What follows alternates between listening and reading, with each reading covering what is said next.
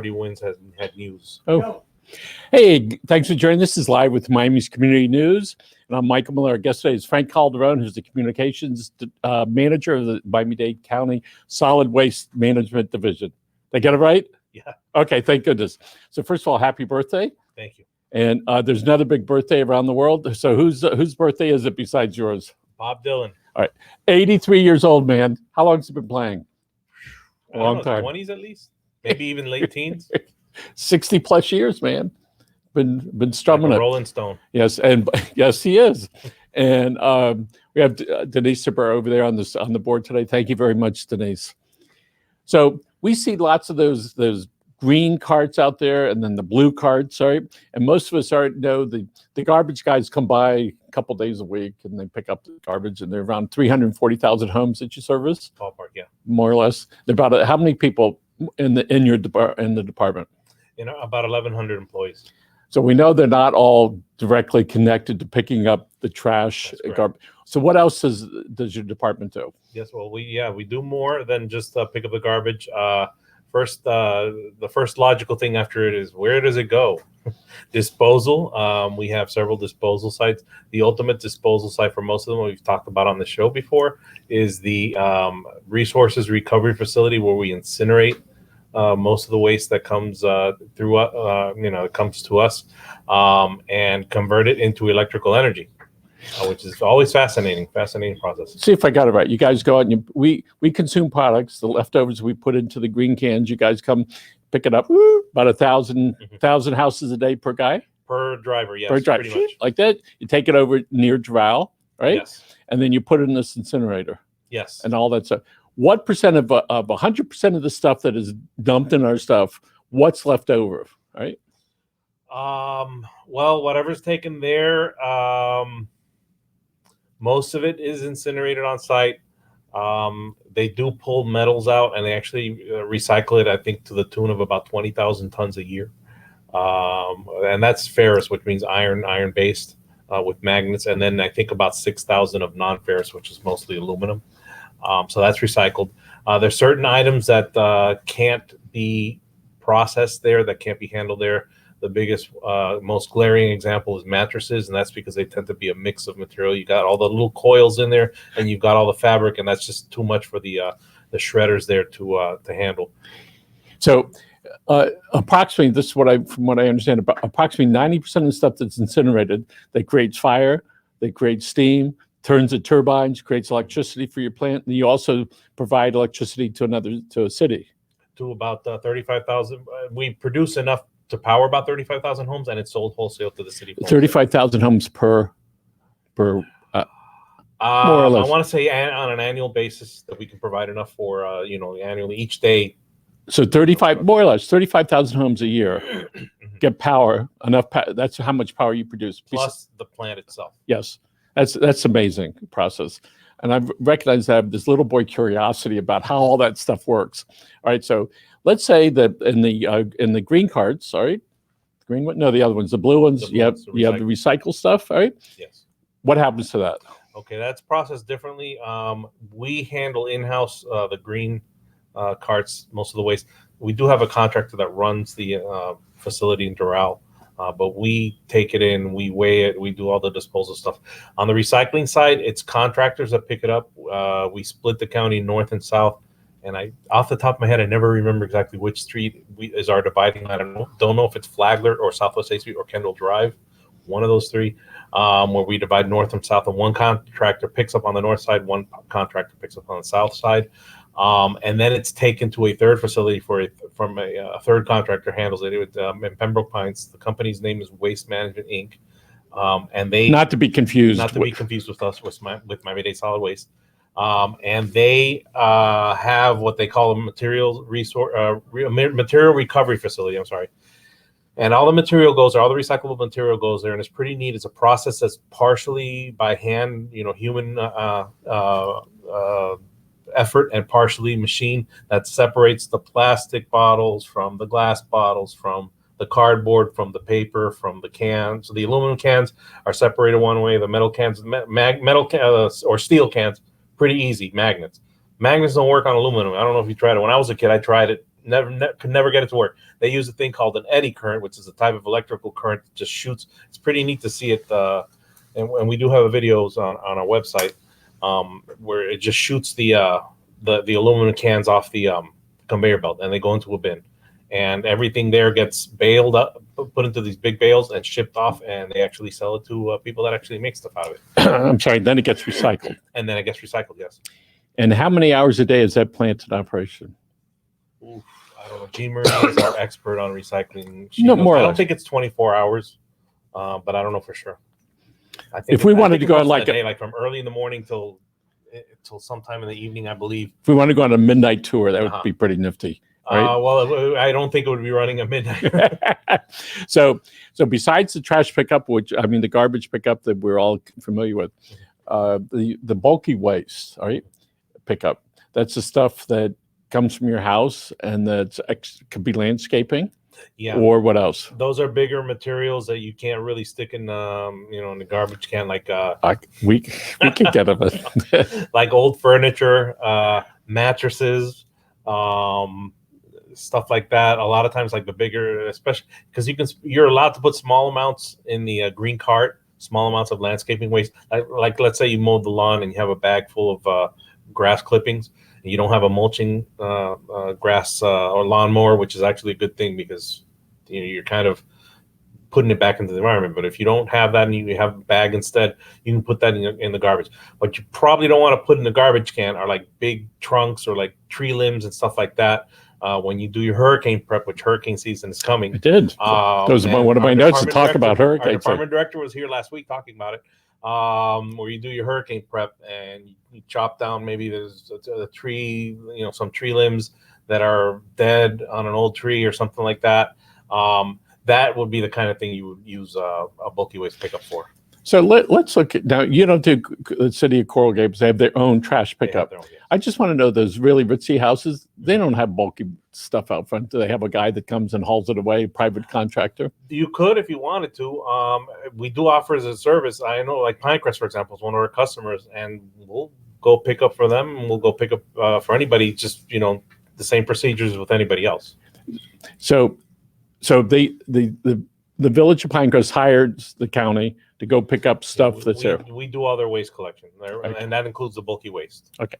Well, the bulky waste for the residents, the ones that are our customers. We wouldn't pick up for the city itself.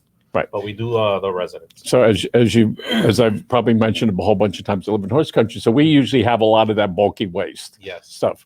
And so me and our neighbors, we wind up cutting a lot of trees and we put it out front. We're entitled to 2 big pickups a year. Yes, 25 cubic yards per pickup. I know I keep asking. I'm just trying to figure out how big 25 cubic yards. It's kind of hard. Cubic yards. It's kind of hard to eyeball it, I guess, unless you have a good eye for that sort of thing. About a truckload, not like a 18-wheeler truckload, but like one of those medium-sized trucks, like the trucks that we use to pick up, or 1 cubic yard is a washing machine, so about the size of a washing machine. Okay, so 1 cubic yard. So a pickup truck might be 5, maybe. Pickup truck itself, depending on the size, about 5. All right, so it can be 4 or 5 times that. They leave it out front, preferably not in the street, not on the grass, so it doesn't kill the grass. You put it in the driveway, maybe. All right, from the time that it goes out, because I know they ask, is it there now? All right, they ask. All right, in case they could have like a hurry pickup.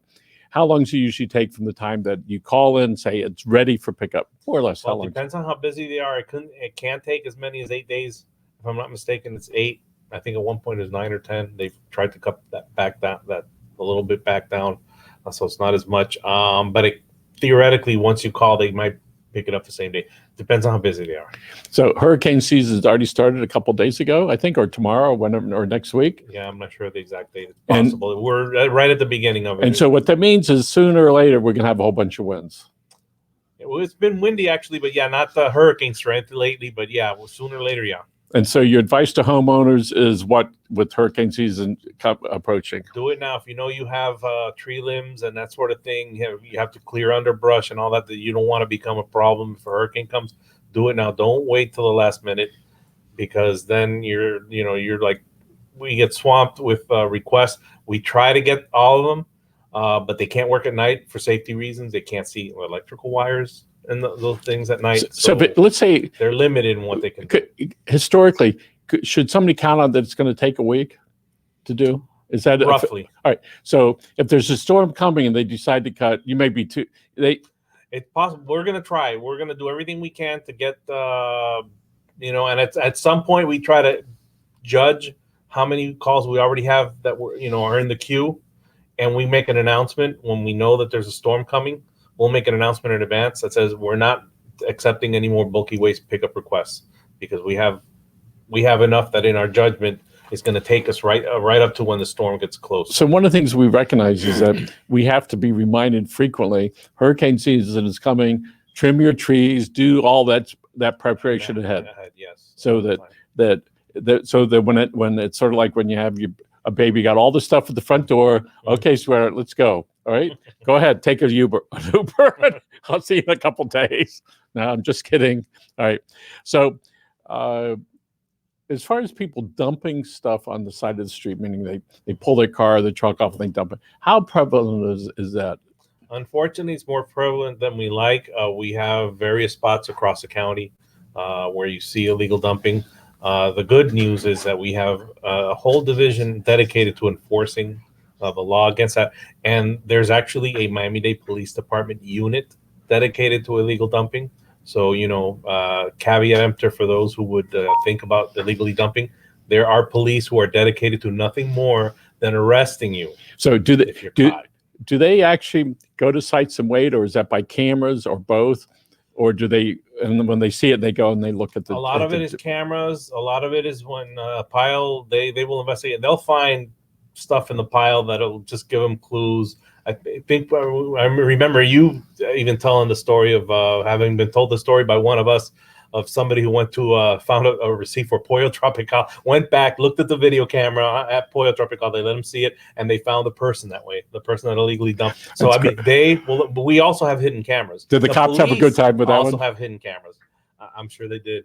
The police also have hidden cameras. The illegal dumping unit. So. There are a lot of eyes and ears out there. People can report it. We tell people don't confront. Call 911 if you see it in the act, because it is a crime. But if it's already passed, if you go and you just see the pile but you don't see who did it, you call 311. So down in Homestead, there's big rural areas, and you frequently see these piles. And I'm sure the police are down there every once in a while, going to different areas and looking.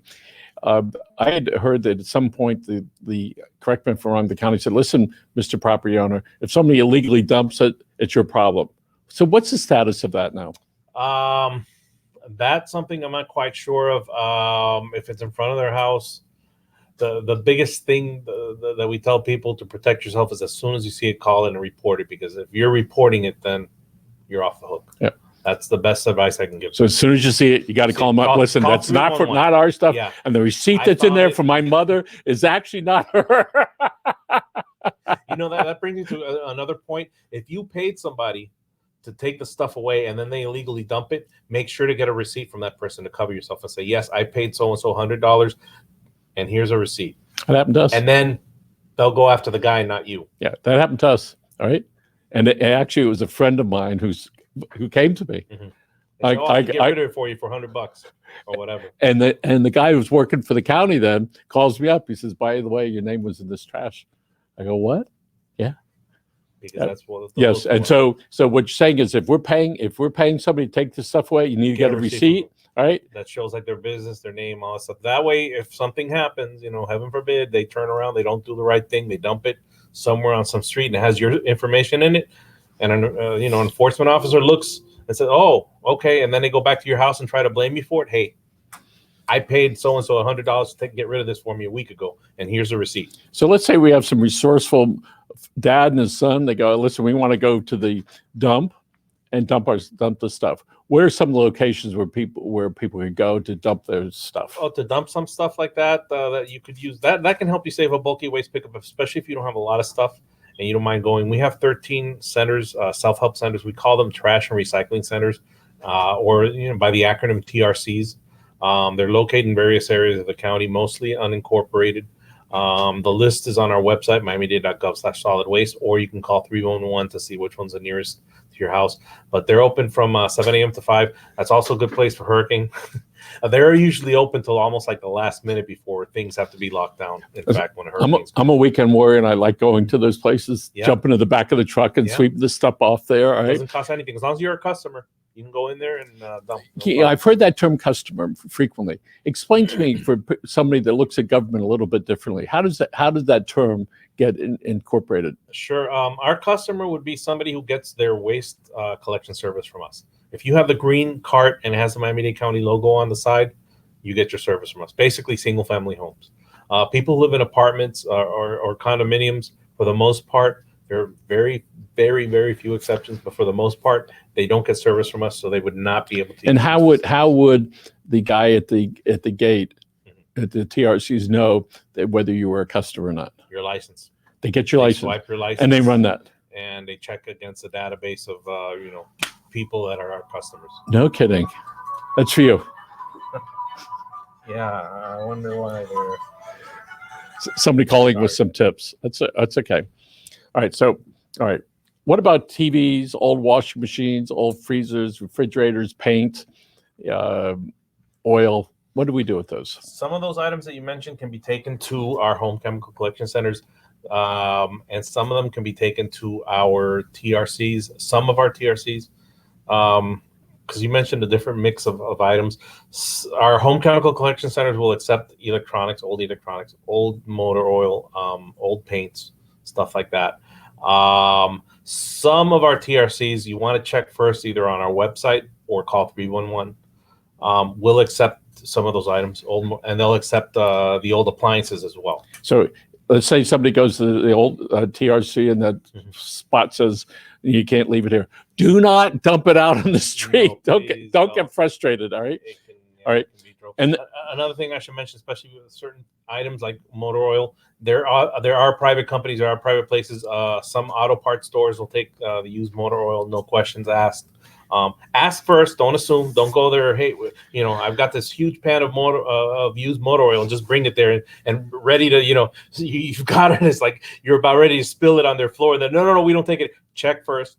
But a lot of places do accept these. And there are a lot of private companies, in case you don't want to go do that. We have some that come here, they take our stuff and I have actually have them clean up around it's not county, it's private dumpster. Yeah. But people in the neighborhood, they dump this stuff out. It's just, it's been that way for 20 years. And I just live with it. And I just pay somebody to clean it up and a big company and haul it away, because that's what happens. All right.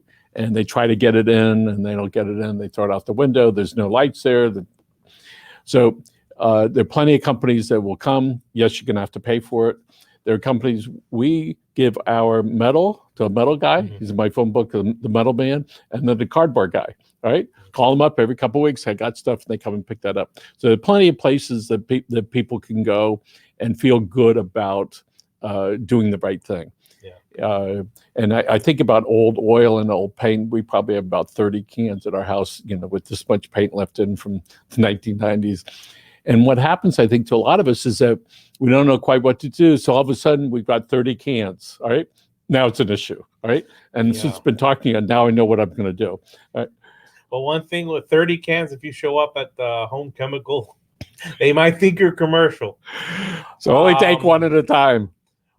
Something you could probably do is, if you can't donate it to an organization that can use paint, and you can't bring it to a home chemical, if it's latex paint, this is a little bit wasteful, but it's a viable alternative. Take the lid off, let the paint dry, throw it in the garbage. As long as it's dry, as long as it's not liquid. All right, so look, there's a fellow that I knew. He was doing a lot of work at his house, and he always had a lot of garbage, and so he was always going to the dump. Finally, the guy at the dump knew he lived there. Mm-hmm. They actually went to his house to match the stuff that was in the truck to see if those trees, et cetera, were at the house, and they were. All right. And so, because I guess there are a lot of people that pretend they're not. There's some people that abuse the system, unfortunately, that pretend they're not commercial, but they are. You got to remember, the fee for covering for the cost of running a TRC is paid for by homeowners, by residential. It's part of your when you get your tax bill. There's a special section in there. It's not a tax. It is a waste service fee. It's a fee that's paid to our department for the collection, for the waste collection, and the various services, including use of the TRCs. So Frank, we see these landscaping truck, big truck, and then they have this landscaping truck, behind it, maybe 6-foot high walls, and they have a license, a permit, if you will, from the county that's on the trucks. How much a year do they pay? How does that work? They pay. We have a special system for them because they're in neighborhoods, and to ask them to take when they're finished to have to drive to one of our disposal sites can be a little bit cumbersome. So we have a system that allows them. They buy coupons from us. Off the top of my head now, with my bad memory, $25 a coupon, I think, which lets them dump one trailer full of lawn waste and stuff like that. And this is a pretty big trailer. That's the one exception that we have for commercial. They can come in, but they do have to have a coupon. They have to pay. They're paying for that. Yeah. All right. So in horse country, I see there's some big lots out there where it's like a mini dump. The local landscapers, small trucks dump it there, and then the property owner or whoever's running it, they take it and they put it inside an 18-wheeler. Mm-hmm. All right. So it's filled. Where do they go with that? That is a good question. Not my backyard. I don't know. I can tell you recently there was a story in the Miami Herald. Sorry, guys. There was a story. No, well, it was. I think it was in the Red Line. It was a little bit further south, where this guy rented a big parcel of land, and he rented it for commercial purposes, so it wasn't residential. And his landlord wasn't happy with him for some reason, and they got into a disagreement and was going to evict him from it. And he decided to get revenge on the guy by charging people like dirt cheap to dump all kinds of literally garbage. I'm talking like tires, used motor oil, everything on the plot of land. There was a big investigation following behind that. I don't know if the guy got arrested. He probably did, but it was in the Herald just a few weeks ago. A big deal with this guy allowing this stuff. So, that's something you got to be careful. Where these people go, I don't know. But if they're supposed to, if they're hauling waste, they're supposed to have a waste hauling permit issued by our department. Okay, so let's say you have a waste hauling permit. It's an 18-wheel just packed full of stuff. So let's say it's legal. Where do they take that?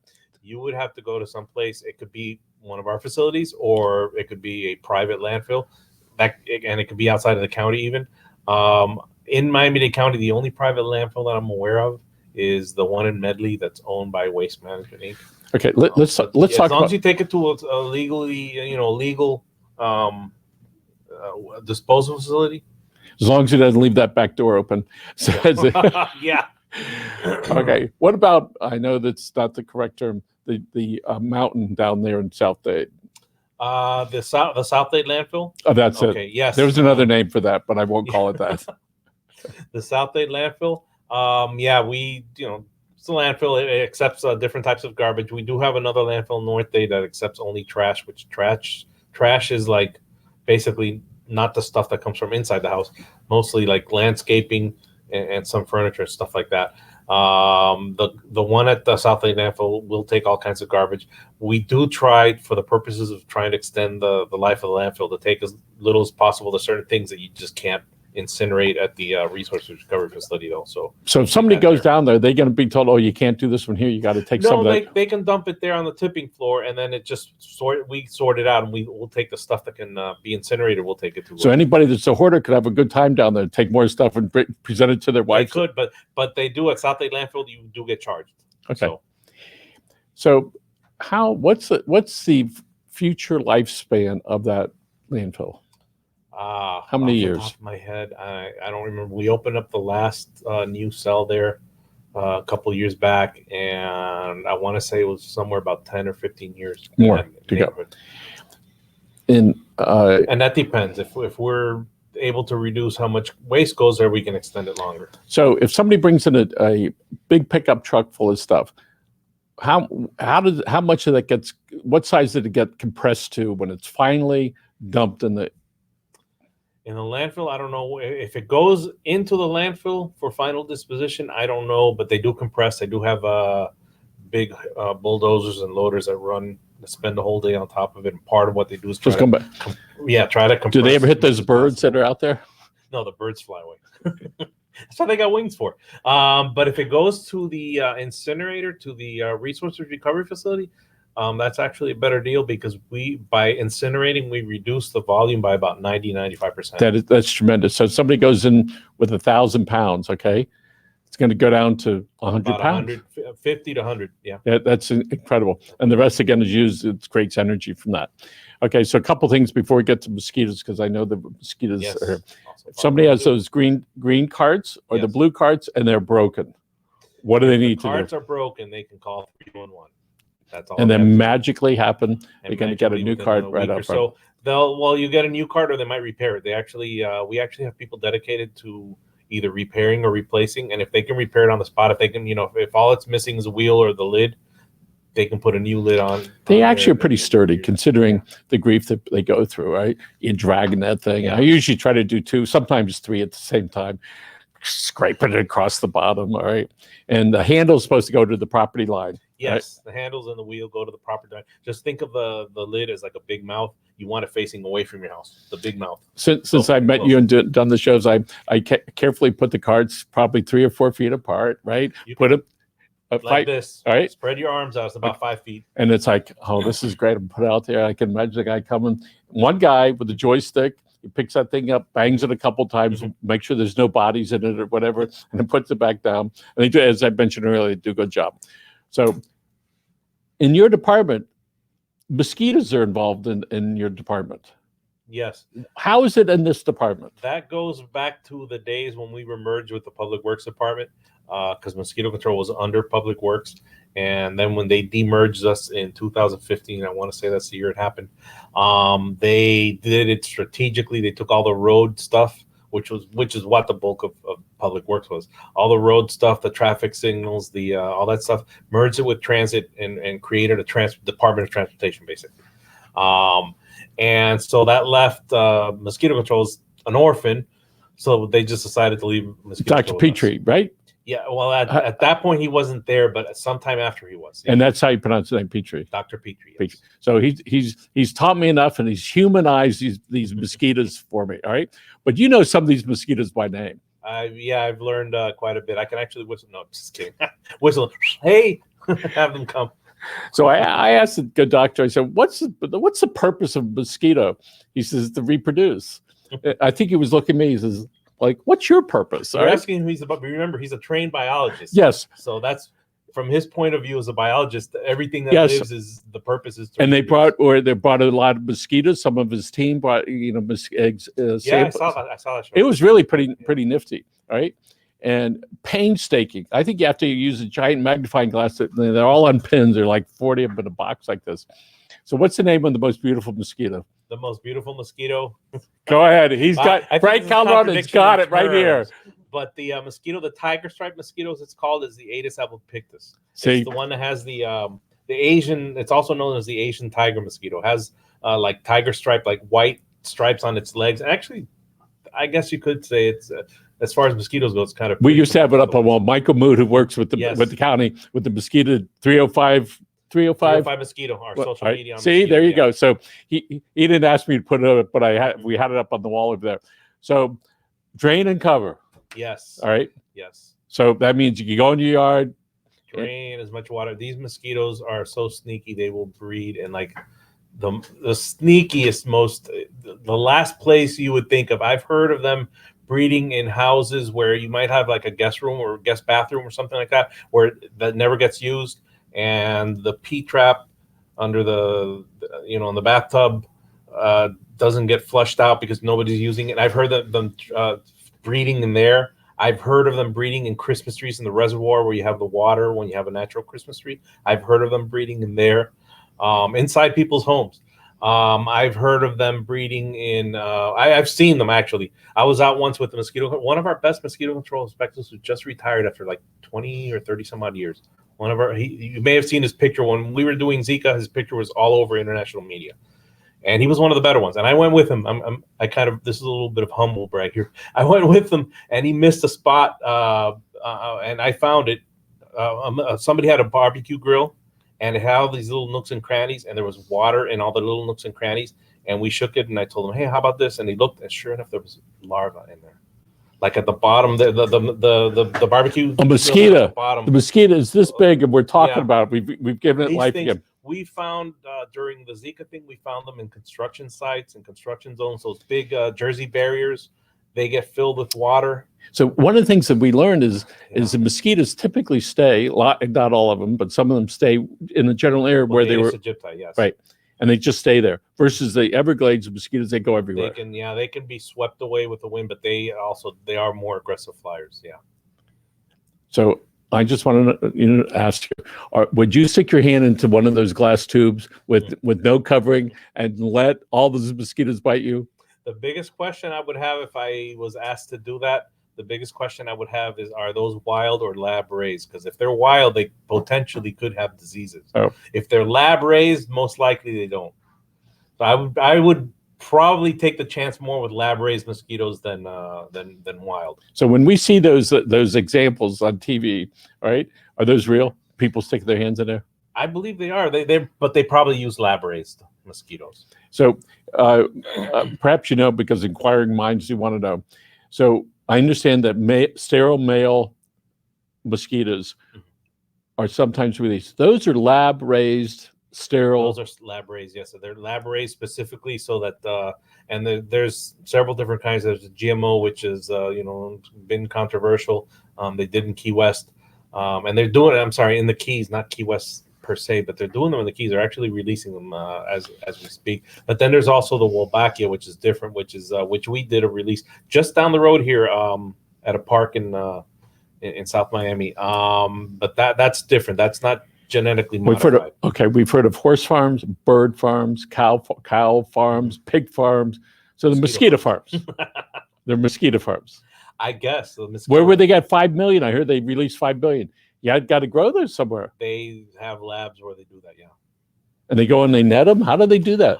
I don't know. Well, they did when they released them here, they released the actual live. They didn't just like drop the eggs in water. So I don't know how they do that. I don't know. I guess they funnel them by going, by teasing them. Here's my hand. Come on, mosquito. Come on. All right, what's the historical? We're going to wrap up in 2 minutes. What's the historic lifespan of a mosquito? More or less. About a month, 2 weeks to a month. Mostly the female. The male mosquitoes die quickly. They mate and they die, basically. How's that any different than the rest of us? All right.